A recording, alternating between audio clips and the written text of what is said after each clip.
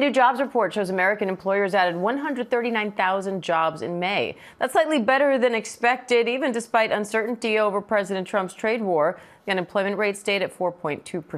ABC News business reporter Alexis Christoforous is here to break it all down. So, Alexis, what does this tell you about the state of the economy? We have a resilient job market, Diane, continuing to defy expectations despite all the uncertainty coming out of the White House in terms of tariff policy, immigration policy. But it does show us that the job market is gradually slowing down. So that 139,000 jobs added beats the 125,000 we expected, and the unemployment rate holding steady at 4.2%, still near a half-century low. But have to point out that April and March numbers were revised lower by a combined 95,000. So the job market was a little weaker than we first thought in the winter and early spring.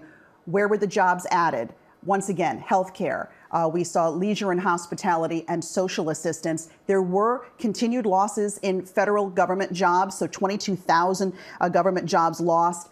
Since January, that's now about 59,000. We know that the Department of Government Efficiency let go of 120,000 federal workers, but they're not all showing up here. Many of them have been put on administrative leave as they work their way through the courts now, and so they're still considered to be on U.S. payrolls. Now, economists keep saying that they expect the president's policies, tariffs, the cuts, et cetera, to take a toll on the economy. What is the data showing so far? It's mixed, and a lot of economists are saying we still have to take a wait-and-see approach, which is what the Federal Reserve is doing.